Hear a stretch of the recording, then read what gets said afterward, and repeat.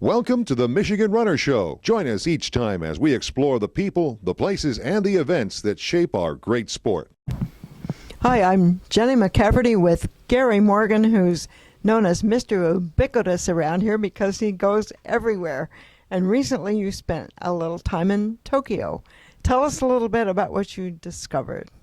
Well, I was there for the Paralympics, and I was able to get on some government media tours. It was Tokyo media headquarters, and they had them there, and they took small groups, 10 to 20 of us, on some tours of the city. As soon as I got there, I ended up doing a cruise around Tokyo Bay. Unless you do it, you never realize how big a bay is. Well, their bay is huge there, and it's one of the number one shipping capitals in the world. They have a huge bridge over called Rainbow Bridge, but there was all kinds of shipping container and vessels all through the harbor. It was, and it was just floating with activity of ships being out there. But what's also cool, they put the Olympic Village right on the bay, and they had Japan Coast Guard boats guarding, and there must have been 6 of them right along the Olympic Village there. So they were well secured and taken care of there. But the bay itself is just huge. There's at least 3 to 4 major bridges over it, and that's not the whole bay. The bay goes out for miles, but this is within the city itself. And we were out there for 90 minutes going in and out some inlets and all the ships, and then they got some parks there. It was a phenomenal tour. Another tour I took was Shohan Garden Park, which had been built around 1650, 1700. Beautiful park in the center of the city.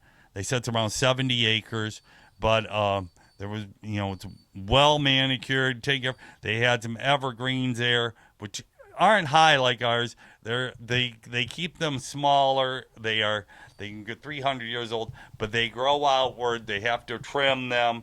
They do have older trees, but they don't get super tall like our redwoods or even pine trees.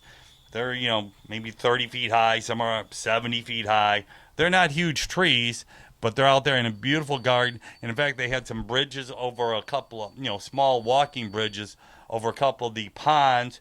And one lady said, Ulysses Grant walked across this bridge 150 years ago. I said, yes, and I told her, I said, well, Ulysses Grant, he helped start the national parks. He made Yellowstone the first national park. So his love of parks was definitely international.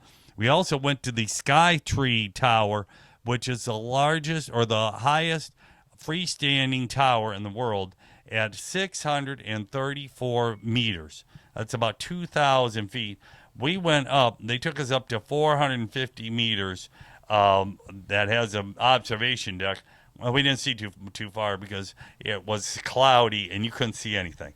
On a clear day, you see all the way to Tokyo, all the way to Mount Fuji, but not today. And then we went to the fish market, the world famous, and they had all kinds of tuna laid out. They had some frozen ones, but then they had some fresh ones they just brought in from New Zealand, and it was so cool to see them laying out. You've got the restaurant owners checking them out, seeing what they wanted to buy, and the way they check. Early in the morning? Yes, I had to be there at 4 o'clock. We went over there by 5 o'clock is when 5:30 is when they do the auction, and we checked. They cut off the tail, put it up there. You can see how much fat is in it. The quality of the tuna. And anyway, so to start the auction, a guy rings a bell at each fish, and people point up for this, and then it gets sold, and they slap a sticker on it. And I asked him, did they sell? Oh yeah, they sold every single tuna here. And within 30 minutes, it was over with, and then we caught the bus out of there. But they said they don't let this do this for the general public. They just did it. It was a special tour for media people they set up. So that was pretty cool. And like I said, those are the main ones. And then I went to the Olympic Museum right across the street from the Olympic Stadium. And what was cool, that is a neat Olympic museum. It's, the U.S. has one now. They have the big one in Lausanne.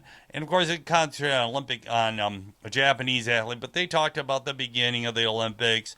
They had all the Olympic torches there, and they also talked about their 4 Olympics they've had. This is the 4th Olympics between from the Tokyo, Sapporo, and Nagano, and then here back into Tokyo again. But I went to that museum, and it had a variety of things about the Japanese athletes and what all went on. But a great museum, and so that was another tour I just did kind of on my own. So those are the... What, 5 days? Yes, I was a busy guy. I didn't get much sleep. So that was kind of what I did. Oh, and we went to one other spot. Since this was the Paralympics, we went to a museum called Who Am I? And it focused on, they have a great Paralympian swimmer named Kermie, and he's won several medals at Paralympics, and he's a blind swimmer. And he lives out in Maryland by himself.